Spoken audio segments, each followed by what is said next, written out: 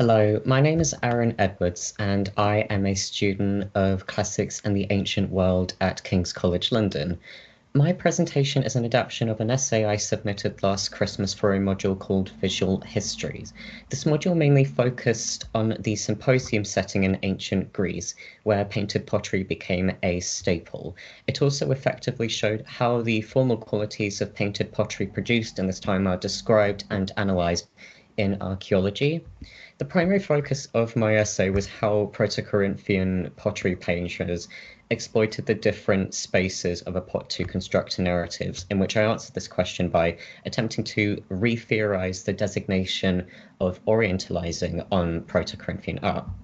Orientalising is a term used in art history and archaeology as a style and temporal designation. It's generally understood as the process when Greece and other Mediterranean countries like Rome adapted artistic models that have Middle Eastern and other non-Greek provenance, typically further east and south. It's also been used to generalize interactions expressed on ancient Mediterranean pottery since the 18th century, when Victorian attitudes were dominant in early archaeological theory. It's here where Proto-Corinthian pottery has been theorized to supposedly reflect exotifying interpretations of Greece, Assyria, and the general Middle East in the Archaic Greek imagination. I want to focus on the development of Orientalising, especially as this term continues to persist into what we may consider a post-colonial era. At the same time, I'd like to reiterate how this term is not only problematic, but also anachronistic compared to our recent revisions of quote-unquote Orientalising art. Here is the collage of different pots I photographed and analysed in the British Museum. As you can tell, they are all extremely small.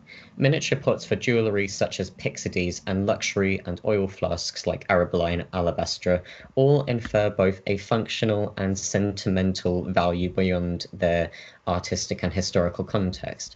The study of small Proto-Corinthian pottery is relatively underappreciated, but what captured me was the personalized aspect of this pottery. It's why I am so interested in the presentation of these artifacts in English museums. The arrangement of artifacts in a museum display has the power to visualize a fragment of history for the average visitor. Being a student in central London, I have access to a variety of museums that house ancient Mediterranean pots, most infamously Sir John Soane's and the British Museum. This process of visitation and interaction, however, incites conflicting concerns. When we book tickets to gaze at museum displays, we often engage with the same institutional practices and interpret the same narratives projected onto these artifacts through description and placement at their time of retrieval. So to re-chronologize the story and context of Proto-Corinthian pottery beyond the display cases and historical theories, I'm going to start from the beginning. I want to visit Proto-Corinthian pottery at its moment of time before talking about the Victorian era where Orientalising became a prominent art historical theory. I will then conclude with post-colonialism in the present day and how this theoretical revision merges into cultural heritage and archaeology. It's important to lay out the geographic and historical detail of Corinth as it situates the production of its pottery in clearer context. These two maps here represent the tactical space Corinth occupied when maintaining a demonstratively grand maritime economy. Being situated at the entrance of the Isthmus, Corinth had access to two opposite ports, the Corinthian and Saronic. Tactically, Corinth had access to countries within and throughout the Mediterranean, which meant access to trading partners, colonies, and allies on east and western ends.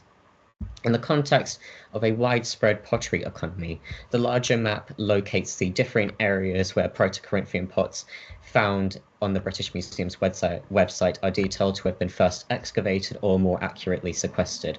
As you can see, Corinth had an effective reach of Naples and Syria on both east and western ends.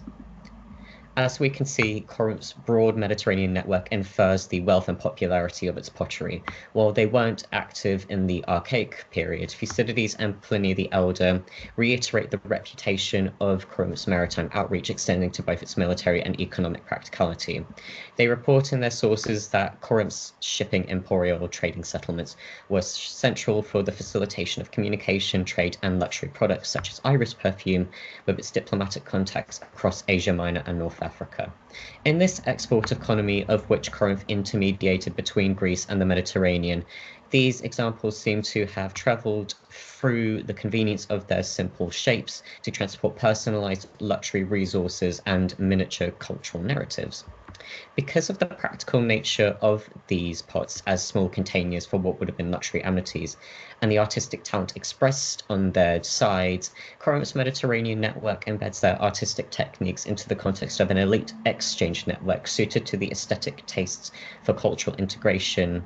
Because of this, Protocorinthian vase or pottery art can be reviewed with its utilitarian purpose and material context of gift exchange circulating in an elite Mediterranean network to clarify a versatile promotion of cultural hybridisation and thematic appeal for Greek narrative culture. Luxury gift exchange itself is referenced in Homer's Iliad in the gifting of a Sidonian crafted crater from Phoenician trader Sotois of Troy. Behind the bust of Homer, I included this geometric creator in art history. Orientalising breaks with the local Corinthian geometric period with the emergence of human figures and supposedly Eastern artistic influence. Theoretically, contact with quote-unquote Near East opened Greek eyes to an Orient with its long tradition of floral ornaments, exotic beasts, and weird monsters. Going back to the economy, in a market of luxury oils and exalted metalworks from Cyprus, Phoenicia, and North Syrian cultures, cultural influence deriving from this network is preserved in and on these miniature pots. However, the Orientalising hypothesis requires critical rethinking as it concludes an adversarial binary onto the sharing of culture and status in archaic foreign policy. I mentioned the Macmillan Aryballos in my abstract as it's one of the more famous Proto-Corinthian examples. Its size made it easy to miss in the museum, and it's really what makes the scale of detail captured on its side more fascinating. Macmillan undoubtedly represents the profoundly opulent extent of this exchange system. Even just the carved head truly infers the full extent of dedication and value processed into its composition.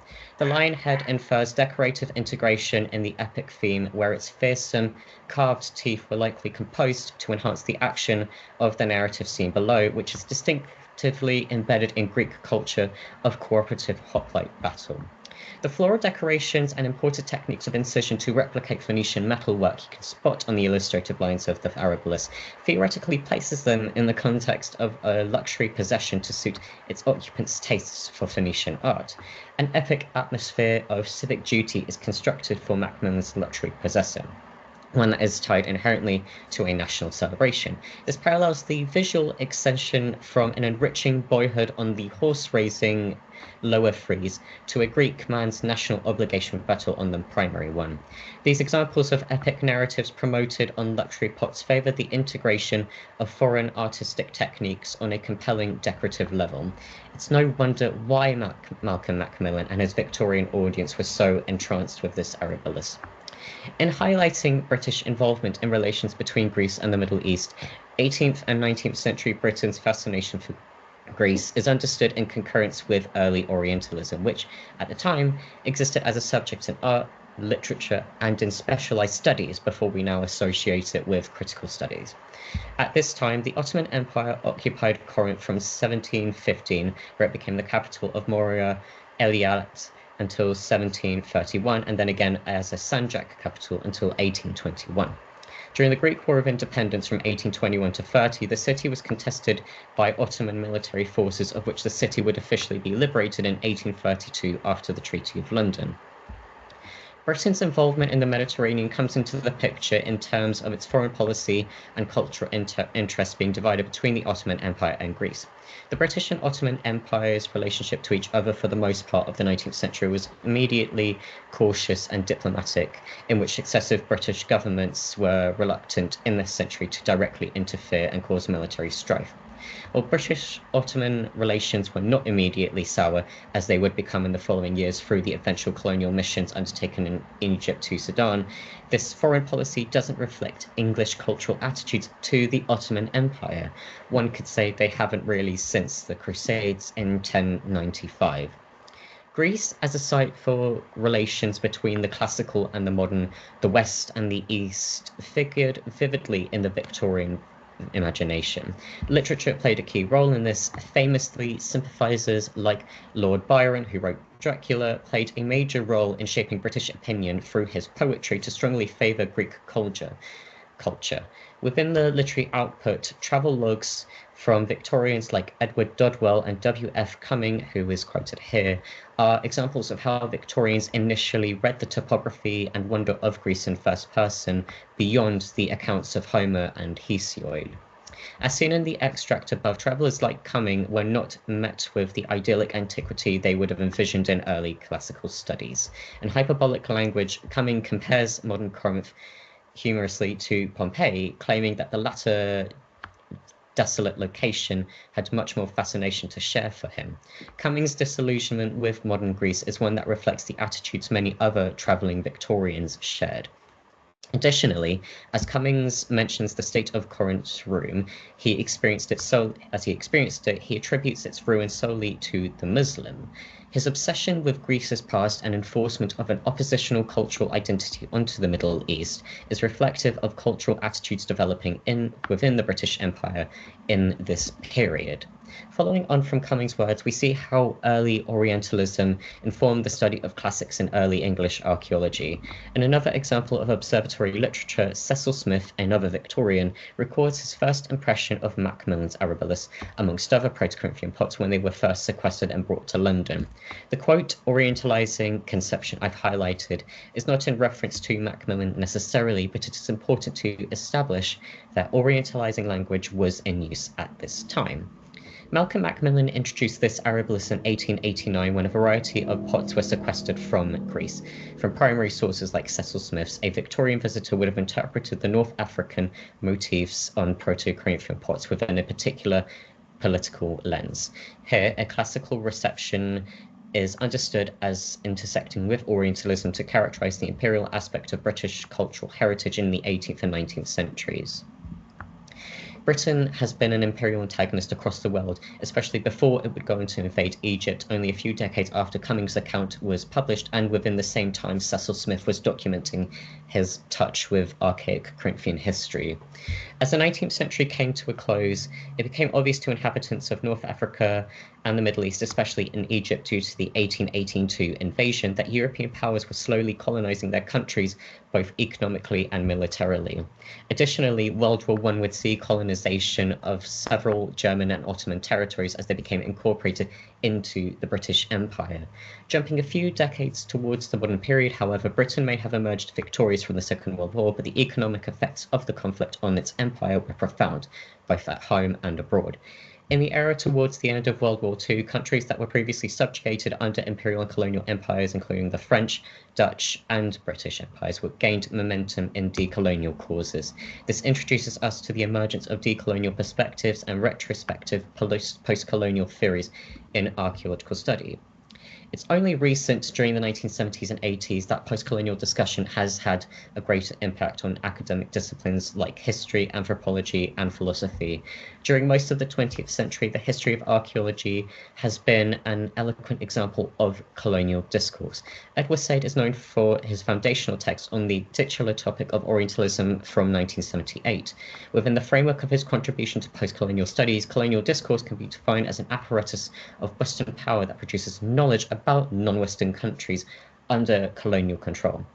This is significant for comprehending some of the historical context in which Orientalising was applied to ancient Mediterranean history. My approach to the Archaic period is inspired by my readings from James Whitley's analysis of the Orientalising phenomenon in ancient Greek archaeology. Whitley approaches being critical of Orientalising terminology in a much vaguer way, however, especially compared to Nathan Arrington, whose essay I read in preparation. His essay is a highly detailed and critical approach on the history and persistence of Orientalising terminology in archaeological theory. To deepen our understanding of Proto-Corinthian art, we must adapt from applying Orientalising to the development of ornamental techniques. Nathan Arrington's diffusionist-leaning criticism can be read in adaptation from the revision of heterogeneous influence transmitting across the Mediterranean in James Whitley's Orientalising phenomenon. Whitley examines the topic of Orientalising at the core of ancient Greek art, and both he and Arrington seek to move beyond Orientalising, in particular to comprehend the impact of ancient Greek networks and cultural introspection that connected archaic regions in the absence of anachronistic cultural hegemonies. I think it's important to establish that I don't encourage viewing the history of European transnational interaction with the Middle East through an Orientalising lens necessarily, especially into the study of archaic and Greek cultures, of which we are already in possession of very few and fragmented sources. However, I hope I have demonstrated that postcolonialism is important to maintain in studying the history of European archaeology, as it is obvious that establishing cultural hegemonies between Greece, Europe and the Middle East is one way in which contemporary archaeologists find ways to promote their own anachronistic perceptions of colonized cultures and legitimize imperial interference. Overall, post-colonial revision has allowed us to more accurately understand the cultural relations that artifacts like Proto-Corinthian pottery emerge from. At the same time, however, it is important to continue engaging in a scholarly excavation on the original findings of historical works and early archaeologists who first applied Orientalising in their findings. This is so that we can productively uproot assumptions we make in the modern world. It allows us to understand precisely how this period in British archaeology has been defined by these cultural attitudes and persists through contemporary conceptions of archaic history. Thank you so much for listening to my presentation. This is the end, and thank you so much for attending the conference.